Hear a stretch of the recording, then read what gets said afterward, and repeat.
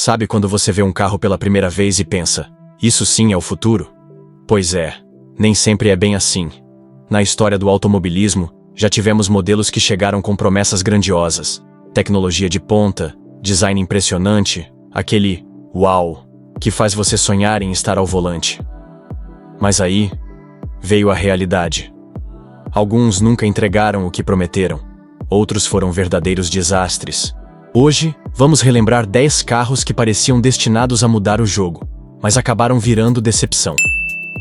Antes de começar, já deixa o like e se inscreve no canal para não perder nenhuma história do mundo automotivo. No início dos anos 80, John DeLorean quis desafiar as regras. A ideia não era só lançar um carro, mas criar um ícone. E ele realmente parecia saído de um filme de ficção científica. Carroceria em aço inoxidável, portas-asa de gaivota, presença que fazia qualquer um virar o pescoço. Anos depois, acabou virando estrela de cinema em De Volta para o Futuro. Mas por baixo do visual futurista, a história era outra. O motor V6 rendia pouco mais de 130 cavalos. Para um esportivo que queria encarar Ferrari e Porsche, era quase um insulto. O 0 a 100 km por hora passava dos 10 segundos. Tinha cara de foguete, mas coração de carro comum. E os problemas só aumentaram. Atrasos na produção, falhas de qualidade, câmbio desanimado. Até que veio o golpe final. O próprio John DeLorean envolvido em um escândalo que destruiu a marca. Em 2 anos, menos de 9.000 carros foram fabricados. Hoje, o DMC-12 ainda brilha como peça de coleção. E símbolo de uma promessa que nunca se cumpriu.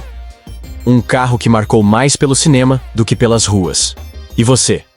Teria coragem de dirigir um clássico que é lembrado mais pela nostalgia do que pela performance? O ano era 1957. A Ford estava no auge e decidiu lançar um carro que, segundo eles, seria o veículo mais avançado que o mundo já viu. O nome? Edsel, uma homenagem ao filho de Henry Ford. O marketing foi tão pesado que parecia até campanha política. Outdoors, comerciais, festas de lançamento, todo mundo queria conhecer o tal carro do futuro. Mas quando o Edsel finalmente chegou às concessionárias, o impacto foi imediato. E não foi nada positivo. A primeira coisa que chamava a atenção era a grade ovalada. Diferente? Sim. Marcante? Sem dúvida. Bonita? Bem, muitos discordavam. Não demorou para surgirem piadas de mau gosto, apelidando o design de privada deitada. Um apelido cruel, mas que grudou na imagem do carro. Tecnicamente, o Edsel não era fraco. Trazia opções de motores V8 de até 345 cavalos. Algo impressionante para a época. Mas a potência era o menor dos problemas. O que realmente prejudicava o carro era a qualidade de construção. Transmissão automática que falhava, acabamento mal montado, peças quebrando cedo demais. Alguns carros, recém-entregues, já voltavam para a oficina na primeira semana. A Ford acreditava que venderia 200.000 unidades logo no primeiro ano. Mas o público não perdoou. As vendas não chegaram nem a 60.000. No total, o projeto consumiu cerca de 250 milhões de dólares da época, algo que hoje passaria fácil dos 2 bilhões. Em apenas 3 anos, o Edsel saiu de linha, levando junto a reputação de ser um dos maiores fracassos da indústria automobilística. Um carro que prometia revolucionar, mas acabou virando sinônimo de piada. E a lição que fica é simples. Quando a expectativa é grande demais, o tombo costuma ser ainda maior.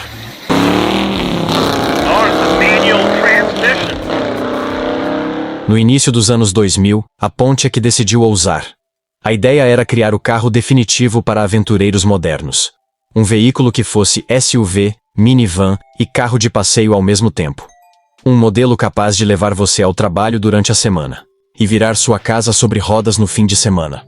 O Aztek prometia liberdade, versatilidade e conforto. Vinha com porta-malas cheio de soluções criativas, sistema de refrigeração integrado, espaço para malas e até uma tenda embutida para transformar qualquer viagem em acampamento. Era o carro que vendia o sonho de uma vida sem limites. Mas, então, vieram os olhares. O design do Aztek parecia ter sido desenhado por 2 times que nunca conversaram entre si. A frente era agressiva, a traseira desajeitada, e no conjunto, nada fazia sentido. O resultado? Um carro que, em vez de despertar desejo, virou motivo de piada. Até hoje, é citado como um dos modelos mais feios já lançados. Curiosamente, por baixo da carroceria polêmica, o Aztek não era ruim. Tinha um motor V6 de 3.4 litros com 185 cavalos de potência, torque suficiente para viagens e desempenho honesto para a proposta. Não era esportivo, mas entregava dignidade na estrada. O problema nunca foi o que ele fazia, e sim como ele parecia ao fazer. A GM esperava vender 75 mil unidades por ano. Na realidade, não chegou nem à metade disso. O Aztek, que deveria ser um best-seller da aventura, tornou-se um exemplo clássico de como um design mal recebido pode enterrar um projeto inteiro. Ironicamente, anos depois, o carro ganhou uma nova vida como o companheiro de Walter White em Breaking Bad. Mas ali, longe de ser símbolo de aventura, o Aztek virou reflexo de uma vida em ruínas. E talvez essa tenha sido sua única glória. Eternizar-se como um fracasso, mas um fracasso memorável. Imagine um carro que unisse luxo, beleza e consciência ambiental. Bonito como uma obra de arte, luxuoso como uma suíte 5 estrelas. E ainda vendido como um passo para salvar o planeta. Esse era o Fisker Karma. Lançado em 2011, o sedã, esportivo híbrido plug-in parecia perfeito. Interior feito com materiais sustentáveis, design futurista que virava a cabeça por onde passava, e a promessa de entregar esportividade sem culpa ambiental. Era o sonho de quem queria exclusividade e ainda se sentir no lado certo da história. Sob o capô, a ideia era ambiciosa. 2 motores elétricos entregavam mais de 400 cavalos, alimentados por bateria de íons de lítio. E quando a carga acabava, um motor a gasolina entrava em cena para manter o carro rodando. No papel, parecia o casamento perfeito entre silêncio urbano e autonomia de estrada. Mas na prática, o conto de fadas virou pesadelo. As primeiras unidades apresentaram falhas graves de bateria. Algumas chegaram a pegar fogo. Pouco depois, uma enchente no porto de Nova Jersey destruiu centenas de carros novos antes mesmo de chegarem aos clientes. E para completar, os atrasos na produção e o preço elevado afastavam compradores. Enquanto isso, a Tesla lançava o Model S, mais rápido, mais confiável, mais funcional. O resultado foi cruel. Menos de 2.000 Karmas vendidos antes da Fisker Automotive declarar falência em 2013. Hoje, o Fisker Karma ainda chama a atenção quando aparece, com suas linhas elegantes e presença única. Mas no fundo, é só um fantasma de uma época em que verde era mais marketing do que engenharia. Um lembrete de que até os sonhos mais caros podem acabar abandonados na garagem. No início dos anos 2000, a Volkswagen quis provar que não era apenas a marca do Fusca, do Golf ou da Kombi. Eles queriam entrar de vez no território da elite automotiva. E a resposta para isso foi o Phaeton, um sedã de luxo criado para encarar Mercedes, BMW e Audi sem medo. O carro vinha carregado de credenciais. Interior revestido com couro premium e madeira nobre, bancos com massagem, ar-condicionado de 4 zonas independentes, isolamento acústico impecável. Era a engenharia alemã traduzida em conforto e sofisticação. Um carro que parecia dizer, eu posso fazer tudo o que um Classe S faz. E talvez até melhor. E ele não decepcionava na parte mecânica. Com opções que iam de um V6 de 3.2 litros até um poderoso W12 de 6.0 litros com 420 cavalos, o Phaeton era silencioso, suave e tinha força de sobra para cruzar a Autobahn como se estivesse em um tapete mágico, de 0 a 100 km por hora em menos de 6 segundos, sem perder a compostura. Mas então veio o choque da realidade.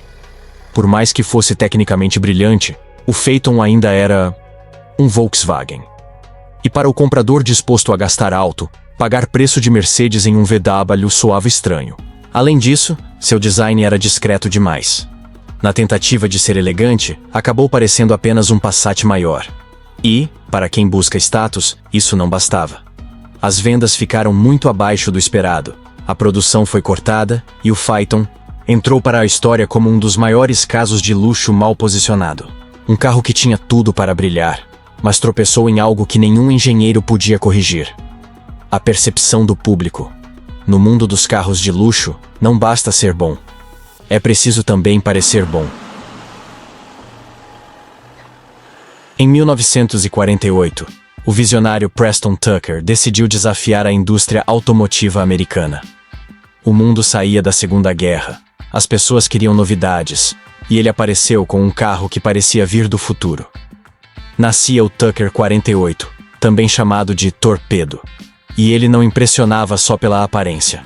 O design era aerodinâmico, elegante, e trazia um detalhe que chamava a atenção de longe: um terceiro farol central que girava junto com o volante, iluminando as curvas. Algo impensável para aquela época. E as inovações não paravam por aí. O Tucker 48 tinha cinto de segurança quando quase ninguém usava, painel acolchoado para reduzir lesões, e até para-brisa projetado para se soltar em caso de acidente, protegendo os ocupantes. Era muito mais que estilo. Era uma visão de segurança e modernidade. No coração, um motor de 6 cilindros e 5,5 litros, originalmente adaptado de helicópteros. Com cerca de 166 cavalos, ele levava o carro a quase 190 km por hora. Um feito impressionante para um sedã familiar da época, mas tanta ousadia incomodou. As gigantes de Detroit viam Tucker como ameaça, e segundo muitos historiadores, ele acabou alvo de pressões políticas e investigações que paralisaram seu projeto. No fim, apenas 51 unidades foram produzidas antes da fábrica fechar as portas. Hoje, cada Tucker 48 vale milhões e é tratado como joia rara. Mas sua história é um lembrete cruel. Nem sempre o mundo está pronto para o futuro. Preston Tucker sonhou alto demais e pagou o preço. E você teria coragem de dirigir um carro que não desafiou só a estrada, mas também o sistema? No começo dos anos 2000, a Chevrolet decidiu misturar nostalgia com inovação. A inspiração veio das caminhonetes dos anos 50, e a proposta era ousada: criar um carro que fosse ao mesmo tempo picape e conversível. Assim nasceu o SSR, Super Sport Roadster. Visualmente era impossível ignorá-lo. Carroceria musculosa, pintura vibrante, capota rígida retrátil, que desaparecia com um simples apertar de botão. Era como dizer: eu posso carregar sua prancha de surf e ainda desfilar no calçadão como uma estrela de cinema. A promessa mexia com o imaginário de quem queria algo único. Sob o capô, não faltava força. As primeiras versões tinham um V8 de 5,3 litros com 300 cavalos. E em 2005, a Chevrolet foi ainda mais longe, colocando o motor LS2 de 6,0 litros com 390 cavalos, o mesmo do Corvette da época. No papel, era um foguete. Na prática, pesando mais de 2 toneladas, o SSR não entregava a agilidade que seu visual prometia. De 0 a 100 km em cerca de 7 segundos, ele era mais um show de estilo do que de performance. Mas o maior problema não era só o peso. Era a identidade. O SSR não tinha o espaço e a utilidade de uma picape de verdade, nem a esportividade de um conversível puro. Era um híbrido confuso, incrível na propaganda, mas difícil de justificar na garagem. Entre 2003 e 2006, pouco mais de 24 mil unidades foram produzidas. E o SSR entrou para a história como um exemplo de que não basta ser diferente. É preciso também ter uma função clara, porque no fim, ninguém quer pagar caro por um carro que não sabe se é ferramenta ou um brinquedo.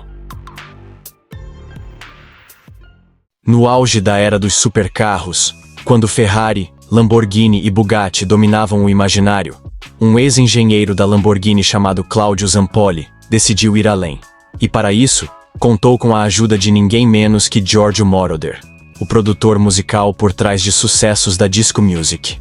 Dessa parceria improvável nasceu o Cizeta Moroder V16T. Um carro tão exagerado que parecia ter saído direto de um pôster de adolescente apaixonado por velocidade. O responsável pelo visual foi Marcello Gandini, o mesmo que criou ícones como o Miura e o Countach, linhas baixas e agressivas, faróis escamoteáveis quádruplos, traseira larga e imponente. Cada detalhe gritava exclusividade, vaidade e excesso. Era um carro feito para chamar atenção. E conseguiu. Mas o que realmente deixava todos de boca aberta era o coração do V16T. Um motor de 16 cilindros em V, montado transversalmente, daí o T no nome. com 6 litros e 540 cavalos de potência, levava o carro de 0 a 100 km por hora em cerca de 4 segundos e a mais de 320 km por hora de velocidade máxima. Para o final dos anos 80, era como pilotar um foguete vestido de italiano. Só que essa ousadia tinha um preço. Cada unidade era feita à mão, o que tornava o carro absurdamente caro. Cerca de $650 mil na época. Algo que hoje passaria de 1 milhão. E a Cizeta não tinha rede de manutenção, nem estrutura para suportar clientes globais. O resultado foi previsível. Apenas 12 unidades foram produzidas antes que o projeto desaparecesse. O Cizeta Moroder V16T continua sendo uma das lendas mais obscuras do mundo automotivo. Um carro que provou que o excesso também pode ser solitário. Ele tinha tudo para ser inesquecível, mas acabou lembrado só por poucos colecionadores excêntricos. Um sonho tão alto que no fim não encontrou espaço para pousar. No início dos anos 2000, a Renault decidiu que ia reinventar o conceito de carro familiar. A ideia era ousada: criar um veículo que fosse ao mesmo tempo uma minivan prática, um coupé elegante e um sedã confortável. O nome já revelava a ambição: Avantime, à frente do seu tempo. E de fato, o carro trazia ideias interessantes.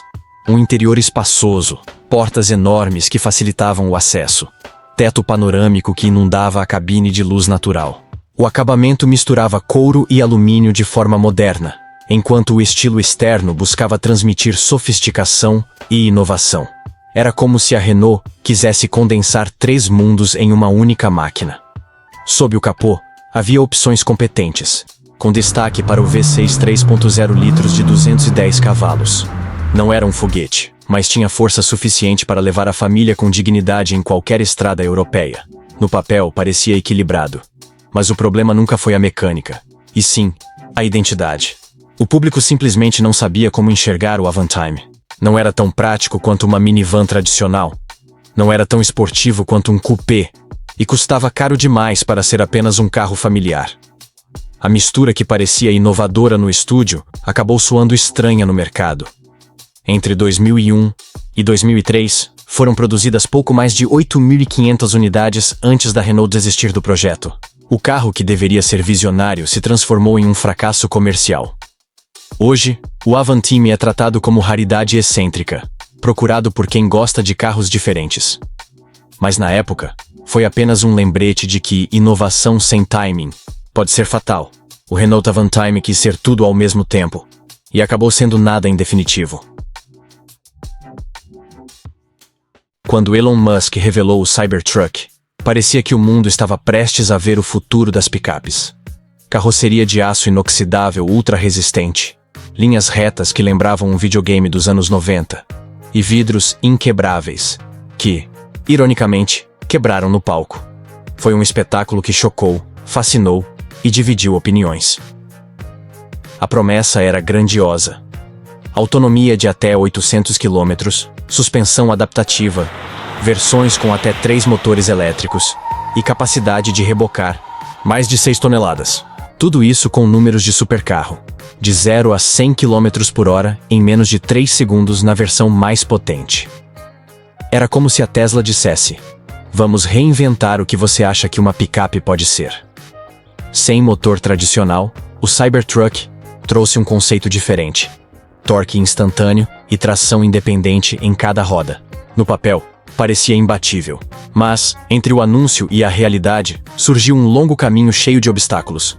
Ano após ano, a produção foi adiada.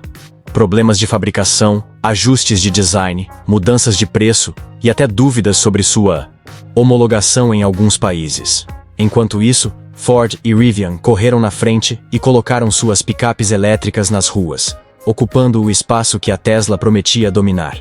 O Cybertruck ainda pode se tornar um ícone, ou se perder como mais uma promessa inflada pelo hype. No momento, ele é símbolo de um futuro incerto, onde a linha entre inovação e decepção é muito fina. E talvez sua história mostre mais uma vez que quanto maior a expectativa, maior pode ser o tombo. Esses 10 carros têm algo em comum. Todos nasceram de um sonho. Sonho de engenheiros, designers e empresários que acreditaram estar criando algo capaz de mudar a história da indústria. Mas o mundo automotivo não perdoa. Não basta ter estilo, potência ou tecnologia. É preciso entregar tudo isso no momento certo, para o público certo.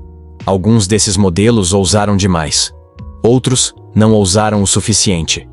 E alguns simplesmente chegaram antes da hora. O resultado?